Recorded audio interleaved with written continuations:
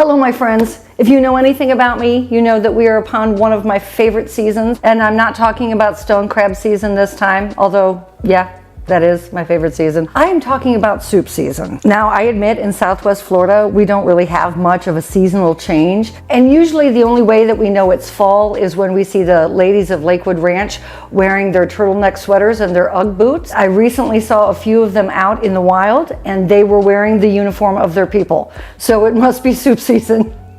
And I have a very special recipe for you in this episode. So one of my viewers named Jan emailed me a recipe, an original recipe from OUTBACK Steakhouse.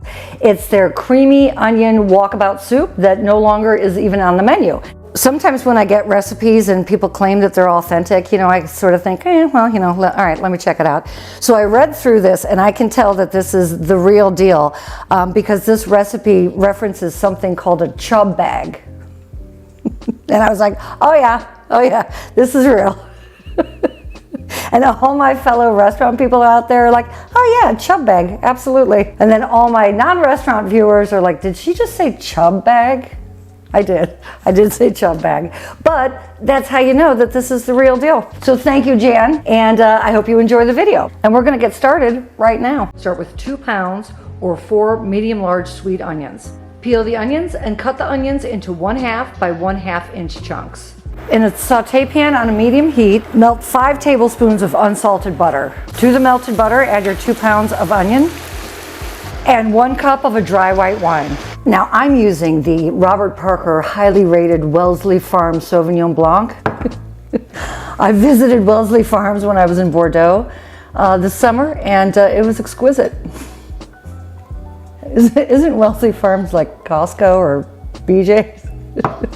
Hey Siri, who makes Wellesley Farms? This answer is from tnhomingfarm.com. That was not the answer I was looking for. Something about goats. Cover the onions and cook over a medium heat until the onions are clear and have no crunch, but you do not want the onions to brown, so stir every 10 minutes for about 30 to 40 minutes. Once your onions are ready, remove them from the heat, but keep them covered and set them aside. And now in a very large stock pot on a medium-low heat, melt 1 stick of unsalted butter. Once the butter melts, whisk in 1 1/3 cup of all-purpose flour, a little bit at a time. Once the roux forms, slowly add in 8 cups of chicken stock, about 2 cups at a time, and whisk the roux into the chicken stock. Now add 2 teaspoons of powdered onion, 1 teaspoon of white pepper, 2 tablespoons plus 2 teaspoons of granulated sugar, and 2 teaspoons of ground black pepper. And simmer the soup base for about 5 minutes, continuing to whisk often, making sure that there's no clumps of roux left in there. With your heat on medium, add 16 ounces of cubed Velveeta cheese, a little bit at a time, whisking constantly until all of the cheese has melted. Once all of the Velveeta cheese has melted, add back in your reserved onions, white wine, and butter. Now turn off the heat and whisk in 1 1/2 cups of heavy cream. Now ladle your soup into a soup crock and sprinkle it with a little shredded sharp cheddar. And even though this recipe was cut down to 1/3, it still makes a lot of soup. I get it. I think it's probably about 4 quarts or so, but it does freeze very well. So you've got extra. My in-laws are coming to stay with us for the holidays. I'm just gonna freeze it, and guess what I'm gonna be feeding them? Twice a day, every day. I'm just kidding, Hannah and Papa. I wouldn't do that to you. Oh well, it doesn't matter. She doesn't watch my videos and he can't hear them, so. Although with my luck, this will be the first video that she's watched in like 2 years, and then she's gonna show up all salty and ruin the holiday.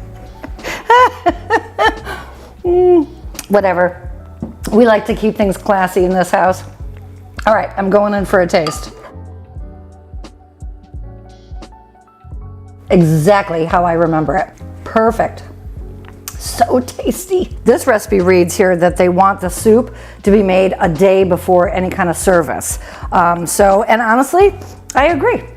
I think that soups, stews, sauces, all of that tastes better the next day because it has a chance for all of the flavors to meld. And it's truly delicious. I mean, this isn't the next day, but in all honesty, if it's good now, it's gonna be even better tomorrow. This is so good. Thank you, Jan, for sending me this recipe. If any of you out there have a little inside scoop on a legit, authentic restaurant recipe, go ahead and email it to me. I'll take a look at it. All right, my friends, until I see you all again, make it an awesome, awesome day. Cheers. I love y'all. And for more Outback Steakhouse recipes, check out right here. This is really so good. I mean, it's just so good.